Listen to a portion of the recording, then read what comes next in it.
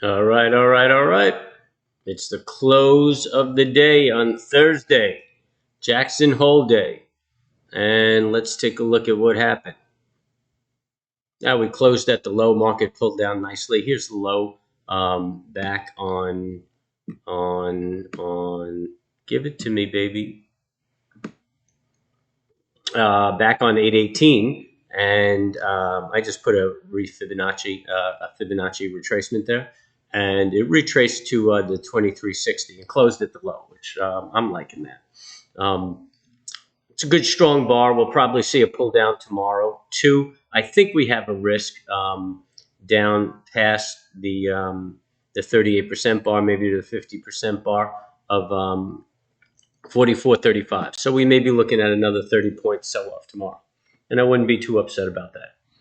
I think that works out real well in the health of the market. We could tag it and turn around. Depends on what the Fed say and how scary everybody makes it.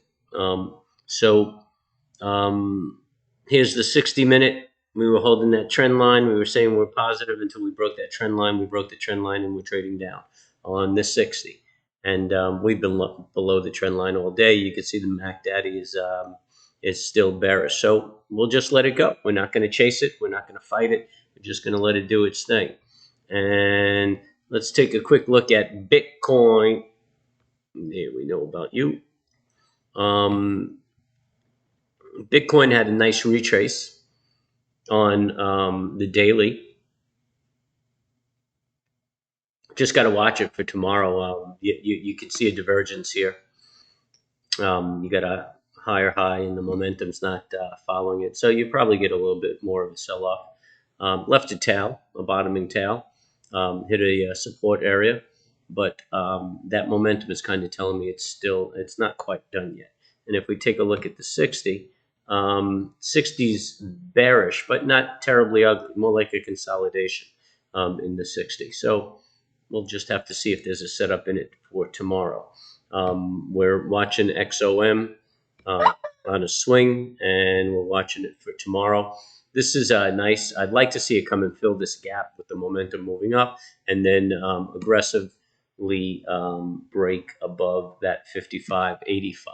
And it doesn't matter where you buy it because this is a long-term situation. But if you're holding out, you want to be savvy, you could hold for the close of that gap and a break. Doesn't necessarily have to close that gap, though. It's not a momentum security. I like Disney, too. Disney is a good COVID play because there's so many different aspects to it. You have retail, you have streaming, you have the parks, you have cruises. So that's a pretty good long-term play, too. You could probably pick it up a buck cheaper here, but on a $176 stock. I mean, who's really playing this thing for a buck? So you could buy it right here. But kind of like that Disney. And I know a lot of people are looking at Apple.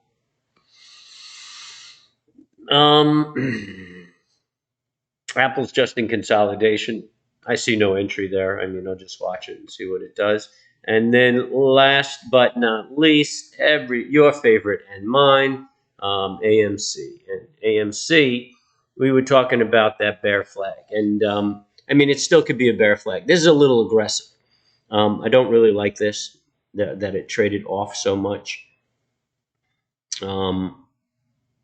So this reminds me of this pattern and this pattern right here. And I'm afraid that this is going to trade off and continue down. We're still bullish as long as it remains above this here trend line. And this could still be a bull flag. I mean, tomorrow, your entry would be breaking the high of 44.78 that triggers the flag. Then the test of the flag will be the pivot high right here. And if it breaks that, it should continue running. If it gets rejected there and then goes below the low of the flag, then that baby is bearish and it's going to turn around. So anyway, that's it. Everybody should be calm and be at peace when they're trading. If you're not, then you're trading too much. So watch your downside, manage your risk, and good luck trading.